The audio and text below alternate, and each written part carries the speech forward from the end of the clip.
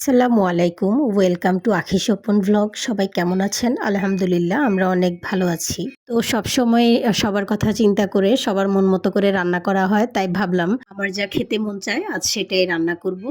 তো আমার খুব ইচ্ছে করছিল নতুন আলু দিয়ে টমেটো দিয়ে মাছের ঝোল খেতে। তো মাছের মধ্যে সিলেক্ট করে নিলাম আজকে তেলাপিয়া মাছ দিয়েই করব, কারণ বড় ছেলে তেলাপিয়া মাছ পছন্দ করে। এটাতে কাঁটা থাকে না এইজন্য। তো প্রথমে তেলাপিয়া মাছটাকে আমি কেটে ধুয়ে পরিষ্কার করে একদম লবণ হলুদ মাখিয়ে সঙ্গে একটু মরিচের গুঁড়া দিয়ে সুন্দর করে মেখে রেখেছিলাম কিছু সময়। তারপরে এটাকে একটু হালকা করে ভেজে নেব। তো প্রথমে তেলে দিয়ে দিলাম, দেওয়ার পরে কিছুক্ষণ ওয়েট করার পরে মাছের যখন একটা সাইড হালকা ফ্রাই হয়ে এসছে, এই পর্যায়ে আমি সুন্দর করে উল্টে দেব মাছটাকে অপর পাশ ফ্রাই হওয়ার জন্য। তো অপর পাশটাও যখন ফ্রাই হয়ে যাবে তো এটাকে আমি সুন্দর করে তুলে নেব। তো মাছটাকে আমি সুন্দর করে তুলে একটা প্লেটে রাখলাম। রেখে তারপরে আমি ওই একই তেলে কিছু আলু দিয়ে দেব আগে থেকে কেটে রাখা। তো আলুটাকে দিয়ে এবার এই আলুটার মধ্যে আমি একটু লবণ আর হলুদ দিয়ে দেব। দিয়ে কিছুক্ষণ নেড়ে ভাজা ভাজা ভাজা করে নেব। তো এটাকে লাল লাল করে ভেজে নেব, তাহলে খেতে অনেক সুস্বাদু হবে। আজ আমার এইভাবেই সুন্দর করে আলাদা আলাদা সব কিছু ভেজে রান্না করতে ইচ্ছে হয়েছিল। তো এই যে ভাবনা সেই কাজ, সে ভেবেই আমি ওভাবেই করছি। তো এবার নেড়ে চেড়ে সুন্দর করে যখন আলুটা লাল লাল হয়ে ভাজা ভাজা হয়ে যাবে, তো আলুটাকেও আমি আলাদা একটা ডিশে নিয়ে নেব। নিয়ে আমি ওই তেলের মধ্যে দিয়ে দেব পেঁয়াজ কুচি। পেঁয়াজটাকে আমি কিছু সময়ে একটু নেড়ে সুন্দর করে ভাজা ভাজা করে নেব। তো পেঁয়াজটা যখন ভাজা ভাজা হয়ে যাবে এই পর্যায়ে আমি পেঁয়াজের মধ্যে একটুখানি পানি দিয়ে দেব, কারণ তারপরে আমি গুঁড়ো মশলা অ্যাড করব। যদি পানি না দিয়ে দিই তাহলে মশলাগুলো সব পুড়ে যাবে। তো প্রথমে আমি হলুদ গুঁড়ো আর দেব লবণ, আর এর মধ্যে দিয়ে দেব রসুন বাটা। তো রসুন বাটাটা দিয়ে এবার সব মশলাকে একসাথে মিশিয়ে আমি ঢাকনা দিয়ে ঢেকে রেখে দেব কিছু সময়ের জন্য, মশলাগুলো যেন সুন্দরভাবে কষানো হয়। আর ঢাকা দিয়ে দেব এই কারণে যেন মশলার গন্ধ, কাঁচা যে গন্ধটা আছে সেটা যেন চলে যায়। তো প্রথমবার আমি একবার কষিয়ে নিলাম, কষানোর পরে আমি সেকেন্ডবার আবার পানি দিয়ে দেব যেন আরও ভালোভাবে মশলাটা কষানো হয়। আমি সব সময়ে এরকম দুইবারে পানি দিয়ে সুন্দর করে মশলাটা কষিয়ে নিই। এতে আমার খুব ভালো লাগে, মনে হয় যেন মশলার আর কোনো গন্ধ থাকে না কাঁচা।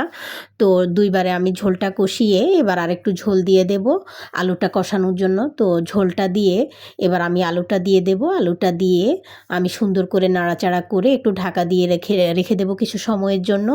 এই সময়ের মধ্যে আমার আলুটাও সুন্দরভাবে কষানো হয়ে যাবে। তো আলুটা যখন সুন্দরভাবে কষানো হয়ে যাবে এবার আমি এর মধ্যে দিয়ে দেব পরিমাণ মতো ঝোলের পানি। তো ঝোলের পানিটা একটু বেশি পরিমাণে দেব, আর পানিটা আমি গরম পানি ইউজ করব। তো বেশি পরিমাণে দেব এই জন্য যে এরপরে আমি আর একবারও পানি ইউজ করব না, এটাই শেষবার। তো ওই পানিটা দিয়ে আমি কিছু সময় ঢাকা দিয়ে রাখবো। তো পানিটা যখন ফুটে উঠবে তখন আমি এর মধ্যে দিয়ে দেব কেটে রাখা টমেটো দেওয়ার কিছুক্ষণ পরে এবার আমি মাছগুলো অ্যাড করে দেব। সবগুলো মাছ একসাথে দিয়ে দেব। দিয়ে আমি সুন্দর করে এটাকে নেড়েচেড়ে ঢাকা দিয়ে রাখবো কিছু সময়ের জন্য। তো কিছু সময় পরে আমি আবার মাছগুলোকে উল্টে দেব যেন দুই পাশেই সুন্দর করে মশলাগুলো ঢুকে। এই পর্যায়ে আমি আর কিছু সময় ধরে এটাকে ঢাকা দিয়ে রান্না করব। তো আরও কিছুক্ষণ ঢাকা দিয়ে রান্না করার পরে যখন ঝোলটা কমে আসবে এই পর্যায়ে আমি এর মধ্যে বেশ কিছু ধনেপাতা দিয়ে দেব। ধনেপাতা একটু বেশি পরিমাণে দেব, কারণ ধনেপাতার ফ্লেভার আমার ভীষণ ভাল লাগে, আর শীতের এই ধনেপাতাগুলো খুব ফ্রেশ হয়। তো এই জন্য ধনেপাতাগুলো দিয়ে আমি কিছুক্ষণ ঢাকা দিয়ে রেখে দেব। এতে করে ধনেপাতার যে ফ্লেভার আছে সেটা খুব ভালোভাবে ছড়াবে। তো এবার দেখলাম যে আমার সব ঝোল কমে গিয়েছে সুন্দরভাবে। আমি যে পরিমাণে ঝোল চাচ্ছি ঠিক ওই পরিমাণেই হয়েছে। আমার রান্নাটাও কমপ্লিট হয়ে গিয়েছে, তাই আমি চুলোর আঁচটা বন্ধ করে দিলাম। এবার আমি সার্ভিং ডিশে সুন্দর করে এটাকে সার্ভ করে নিলাম। নিয়ে দেখলাম যে আমি যেরকম চাচ্ছি একদম সেরকম কালার এসছে, আর খেতেও অনেক সুস্বাদু হয়েছে। আমি একটু চেখে দেখেছিলাম। তো যখন রান্নাটা নিজের মন মতো হয় খুব ভালো লাগে, আর সবাই যখন খেয়ে বলে অনেক মজা হয়েছে তো সেটা আরও বেশি ভালো লাগে।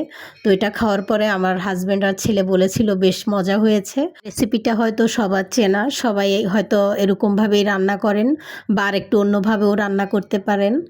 তো আমি এইভাবে রান্না করি, আমি যেভাবেই রান্না করি সেটাই আপনাদের সাথে শেয়ার করলাম। তো ভালো লেগে থাকলে প্লিজ একটা লাইক করবেন, কমেন্টস করবেন আর শেয়ার করবেন, আর ফলো বাটনে ক্লিক করে আমার পাশেই থাকবেন।